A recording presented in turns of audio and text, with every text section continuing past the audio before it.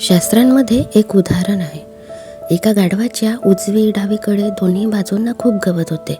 मध्ये गाढव होते. गाढव कधी उजवीकडे जायचे आणि विचार करायचे की डावीकडे गवत जास्त चांगले. कधी डावीकडे जायचे आणि विचार करायचे की उजवीकडे गवत जास्त चांगले. असेच विचार करत करत त्याचे आयुष्य संपले आणि तो उपाशीच मेला. मित्रांनो, आपलंही असंच आहे. 99% लोक फक्त विचार करत राहण्यात आपलं आयुष्य घालवतात. तुम्हाला कोणत्या दिशेने जायचे आहे, प्रामाणिकपणे स्वतःला उत्तर द्या आणि निघा. नाहीतर तुम्ही तुमचे आयुष्य बर्बाद कराल आणि स्वतःला फसवणूक करत राहाल. एकदा एक महान गायक एनरिको केरुसो स्टेजवर जाण्यापूर्वी भीतीने थरथर कापत होते. काही क्षणानंतर त्यांना हजारो लोकांसमोर जाऊन गाणे गायचे होते. थरथर कापत त्यांनी म्हटले, मी गाऊ शकत नाही. सगळे लोक माझ्यावर हसतील, माझे करिअर संपेल. तेव्हा त्यांनी न गाण्याचा निर्णय घेतला आणि परत जाऊ लागले. तेव्हाच ते थांबले. त्यांनी आपले डोळे मिटले आणि स्वतःशी म्हणाले, माझ्या आतला क्षुल्लक माणूस माझ्या आतल्या शानदार व्यक्तीचा गळा दाबण्याचा प्रयत्न करत आहे. मी असे होऊ देणार नाही. आणि ते स्टेजवर आले आणि खूपच शानदार पद्धतीने ते गाणे गायले.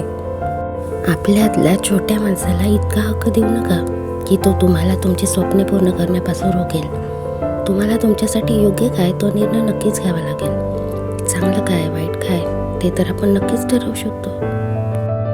दुसऱ्यांची वाट बघत बसू नका. इथे कुणालाच कुणासाठी एवढा वेळ नसेल. तुमचे मार्गदर्शक तुम्ही स्वतः आहात. तुमच्यापेक्षा चांगलं तुम्हाला कोणीच ओळखू शकत नाही. तुम्हाला जिथे असायला पाहिजे तिथपर्यंत तुम्हाला घेऊन जाणं तुमचंच काम आहे.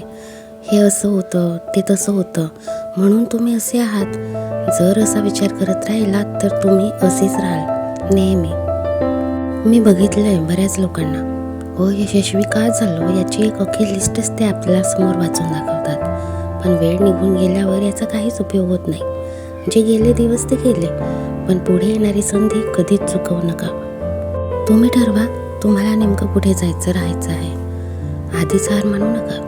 सगळंच ठीक आहे, सगळं काही आपल्याच हातात आहे. मग काळजी कशाची?